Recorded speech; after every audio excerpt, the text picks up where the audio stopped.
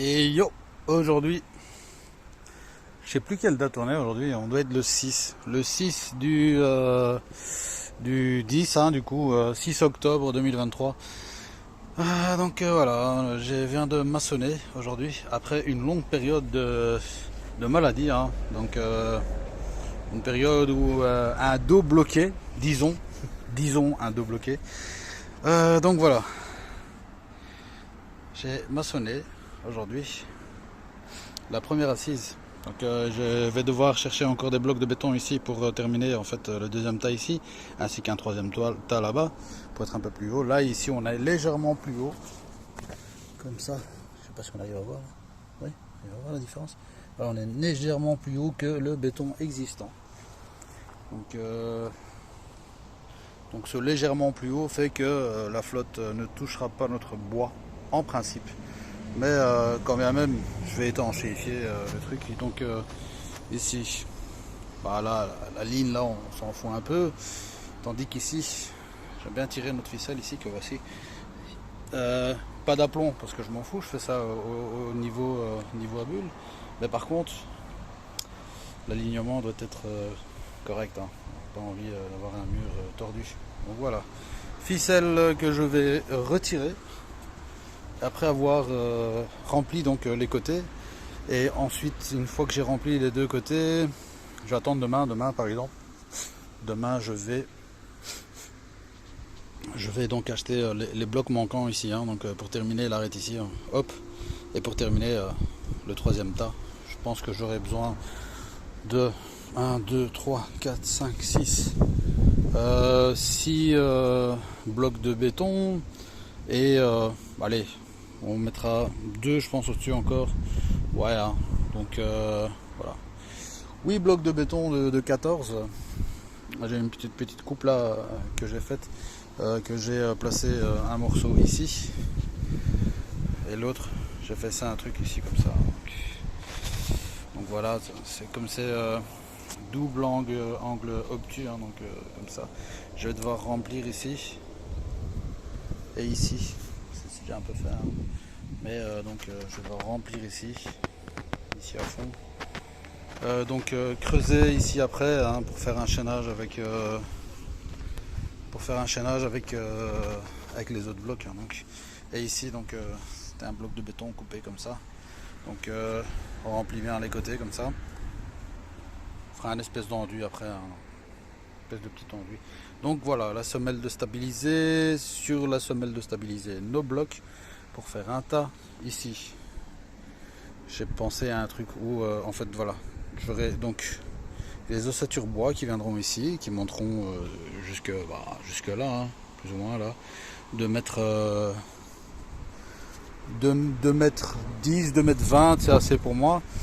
Et donc ici, je commencerai ici à faire les ossatures bois qui monteront 2 mètres 10, 2 mètres 20. Ensuite là, là je suis obligé de me fabriquer un truc enfin un peu plus court quoi ici, vu que j'ai une hauteur en plus ici, idem, donc ce sera des murs en plus quoi, ce sera des morceaux de murs en fait en plus. Et ce qui est bien ici, ça va, c'est le L ici, hein, donc ce sera en une fois, on calculera tout, hein. Donc j'aurai 1, 2, 3, 4 hauteurs différentes sur les murs ossature bois. C'est pas grave. Nous aimons ce qui est compliqué. Donc voilà, les coffrages, je les ai enlevés aujourd'hui. J'ai gardé ce coffrage là pour faire la ficelle. Ça aussi je vais enlever. Ensuite, une fois que j'aurai tout terminé ici, la première assise, ce que je peux faire, c'est pendant que c'est là, hein, pendant que c'est accessible comme ça, sans mur et tout, bah, c'est déjà de remettre tout droit ici. Donc que ça ressemble à quelque chose de correct. Et une fois que c'est fait, taper du stabilisé pour y mettre des dalles comme ça pour solidifier l'intérieur, donc pour qu'on ait quelque chose de droit en fait, hein, à l'intérieur. Et ici remettre de la terre, mais remettre de la terre genre ici sur cette petite hauteur là, ici on fait tout le long comme ça, tout le long jusque là, parce que ici je suis bas en fait, par rapport à là je suis bas. Donc, vous éviter d'avoir de la flotte ici. Donc voilà, à suivre une fois que j'aurai chaîné tout ça. Yo, donc deuxième vidéo pour aujourd'hui. Nous sommes toujours le 6. Ça ici à l'intérieur.